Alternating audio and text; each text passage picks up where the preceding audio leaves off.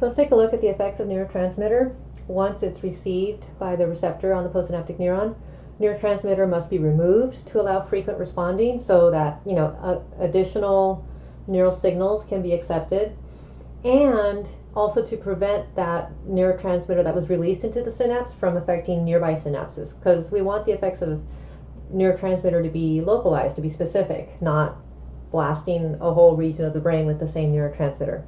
And so to remove excess neurotransmitter, there are two processes. They're very similar. One is reuptake. The transmitter is just brought back into the terminals, repackaged so that it can be released next time. The other one is inactivation. So this one breaks down the neurotransmitter using enzymes and basically breaks it down into its original ingredients so that the neuron can make fresh neurotransmitter. Activation of receptors on the postsynaptic cell has two possible effects, and so we need to understand these so we can see how action potentials then can be influenced on the postsynaptic neuron. So the neurotransmitter can make the neuron more positive. That's hypopolarization, and hypopolarization creates what are called excitatory postsynaptic potentials, or EPSP. And EPSP opens sodium channels, right? Because sodium's positive, and if you do that, you're more likely to get an action potential. The other thing that can happen is it can make the neuron more negative, and that's hyperpolarization, and that creates what are called inhibitory postsynaptic potentials, or IPSPs. And IPSP will open potassium or chloride channels, or both, and by doing so, it just stops the neuron from becoming excited enough to have an action potential. So by opening potassium channels first, potassium leaks out and never lets the neuron become super positive, and chloride is negative. So either way, you're preventing an action potential, making the neuron a little bit more negative, and that makes it less likely that an action potential will happen. So EPSPs and IPSPs are not action potentials, but they can make an action potential more or less likely. They travel passively from their site of origination. They basically just kind of diffuse through the axon or through the neuron. They are decremental in that they get smaller as they travel because they diffuse, and one EPSP typically will not be enough to cause a neuron to fire and release neurotransmitter, and therefore what often happens is something called summation. And in summation, there is integration, or like a summation or adding up of EPSPs and IPSPs for the eventual action potential to occur.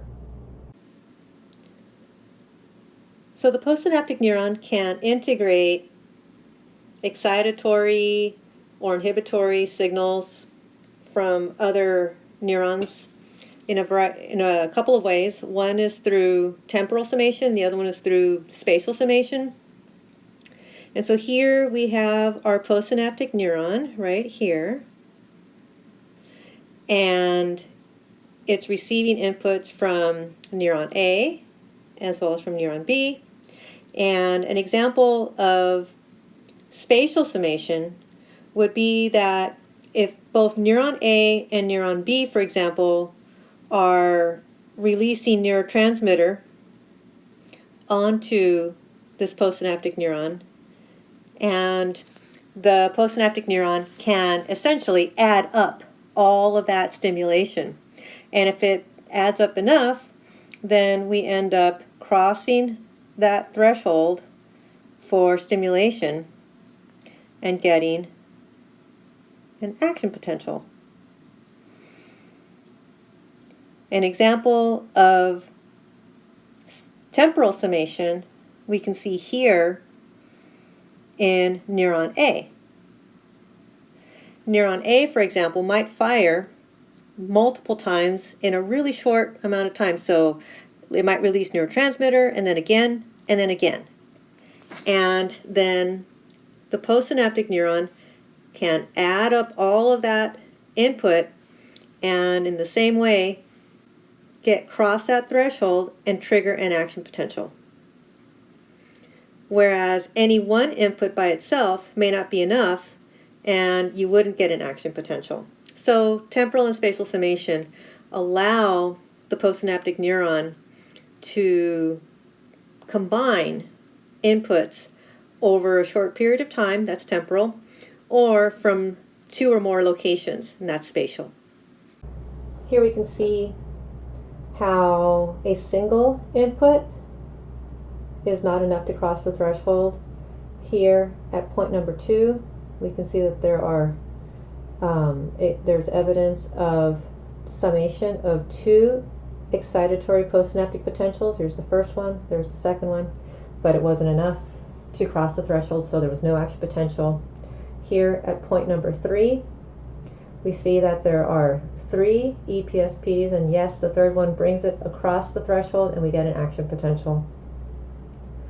In example number 4, we can see that if the neuron has summated several inputs all at the same time, but from different sources. So this would be an example of spatial summation. This input and this input coming in at the same time, and they're summated, and it's enough to cross the threshold and you get an action potential. And then in number 6 here, we're seeing examples of 5 and 6. We're seeing examples of IPSPs, inhibitory postsynaptic potentials, that actually make the neuron more negative. And so we see that temporal and spatial summation can happen for both EPSPs and IPSPs.